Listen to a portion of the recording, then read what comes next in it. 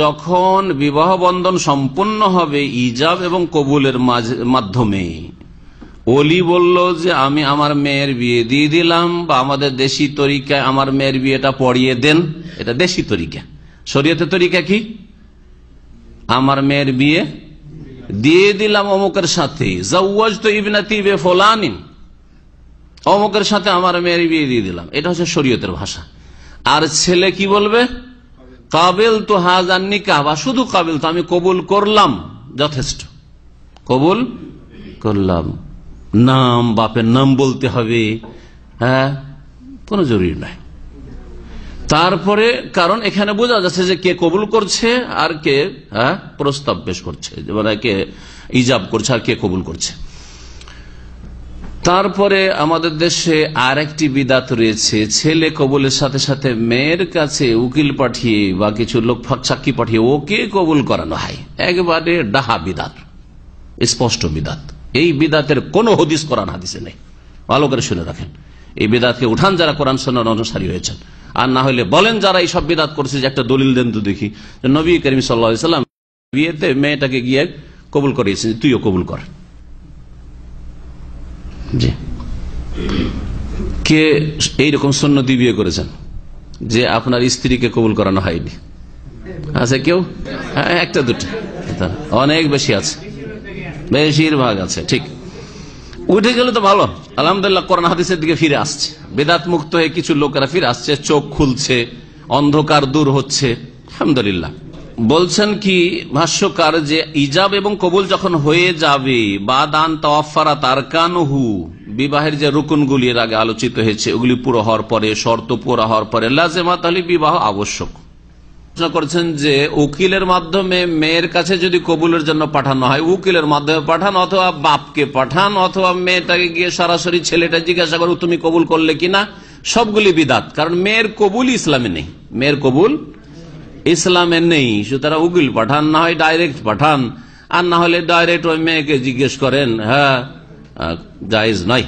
মেয়ের ক্ষেত্রে এর আগে শরীয়তের তরিকা বলেছি যে মেয়ের কাছে মেয়ের অভিভাবক আগে এজেন্ট নিবে, অনুমতি নিবে যে তোমার বিবাহ লাগাচ্ছি অমুক জায়গায় অমুক ছেলের সাথে, তার কোয়ালিটি বয়ান করে দিবে, শিক্ষা, তার যোগ্যতা, তার অবস্থা ইত্যাদি, সে দেশে না বিদেশে, সে তার পেশা, সে কি কাজ করে ইত্যাদি, মোটামুটি তার জীবন সম্পর্কে এতটা জানিয়ে দিবে যাতে একজন স্বামীকে চয়ন করার জন্য যথেষ্ট হয়, এইটুকু জানিয়ে দেবে কমপক্ষে। আর তারপরে যদি মেয়ে রাজি থাকে, নীরব থাকে, যদি কুমারী, যথেষ্ট।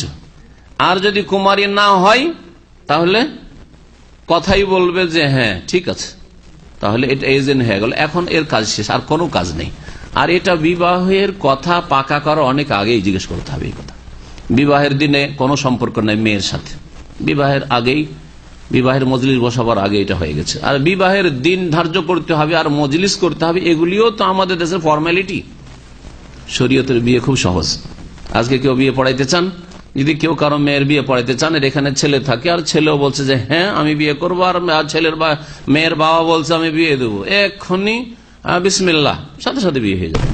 এইভাবে নবী সাহাবায়ে কেরামদের বিয়ে হয়েছে, সাহাবায়ে কেরামদের বিবাহ এইভাবে হয়েছে। খুতবা পড়া সুন্নাত, খুতবা পড়া সুন্নাত, বরকতের কারণ।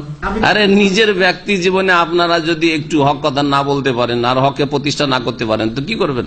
আর দেখছি অনেক ভাইরা গিয়ে বিয়ে করছে ওই বিদাতি পরিবারে বিয়ে করছে, এখান থেকে সবকিছু শিখে গেল, বিদাতি পরিবার আবার বিয়ে করছে, আবার গিয়ে ওই বেনামাজি পরিবারে বিয়ে করছে, আবার ওই বিদাতি তরিকায় বিয়ে করছে, আবার ওই ধার বাকি ওই মোহরে বিয়ে করছে। তো নগদ মোহর দিয়ে বিয়ে করে পাওয়া যায় না।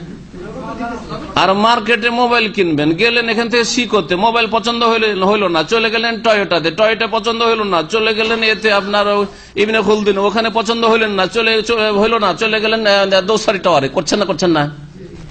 ওই রকমই আপনাকে ওইখানে বিয়ে করতে 5 লাখ টাকা কাবিনে আর দিতে পারবো না, আমি কি করব, আমাকে বাধ্য করে লিখিয়ে নিয়েছে। এটা মূর্খতা, এটা মূর্খতা। আপনার কেনাকাটার মতো হচ্ছে বিবাহ, বিবাহ করতে গেলাম 5 লাখ মোহর চাইলো, বলেন মা আসসালামা আমি 1 লাখ দেব নগদ বা 50,000 দেব নগদ, হলে দেন আর না হলে এই চললাম, ডিস্ট্রিক্ট কুমিল্লা শেষ, চলেন ব্রাহ্মণবাড়িয়া, চলে যান সিলেট, চলে যান দিনাজপুর, চলে যান রাজশাহী, চলে যান আপনি ঢাকা, এইভাবে খোঁজ করেন। ব্যবসা বাণিজ্যের ক্ষেত্রে আমার এই দেশে বসালেন ওই দেশে আদান প্রদান আজকাল হচ্ছে না। মাল সামান নিত ইউরোপ থেকে, ইউরোপের সাথে সম্পর্ক খারাপ, জাপান থেকে নেওয়া শুরু করলো, জাপানের সাথে সম্পর্ক খারাপ কোন দেশের নেওয়া, কোরিয়া থেকে শুরু করলো, মালয়েশিয়া থেকে নেওয়া শুরু করলো। ওই রকমই জি হ্যাঁ, বিবাহ ঠিক ওই রকমই। আমারও পোষাইলো না, আপনার পোষাইলো না, থাকেন, আপনার মেয়ের অন্য জায়গায় খুঁজেন, আমি অন্য জিনিস বিষয়, বোঝা গেছে, আইনের বিষয়। ওটা ধরেন ওই এজেন্টেরই বহিঃপ্রকাশ, অসুবিধা নেই। আসলে লিখিত বিবাহ এগুলি তো আজকাল শুরু হলো, আমাদের যুগে লিখিত কোনো বিবাহ ছিল না, মৌখিক বিবাহ শাদী হয়ে গেছে। আর বিদেশে যখন নিয়ে আসবো ফ্যামিলি, তখন আবার একটা সার্টিফিকেট দরকার এমবেসিতে, ভিসা বের করার জন্য, ভিসা স্ট্যাম্পিং এর জন্য, তখন খুঁজে খেজে করতে একটা সার্টিফিকেট নিয়ে এসে বা এফিডেভিট নিয়ে এসে নিয়ে আসলাম। এটা কোনো শরীয়তি বিষয় নাই, লিখিত বিবাহ হইতে হবে, এটা কোনো শরীয়তে সামান্যতম মূল্য রাখে না, মুখের কথাই যথেষ্ট।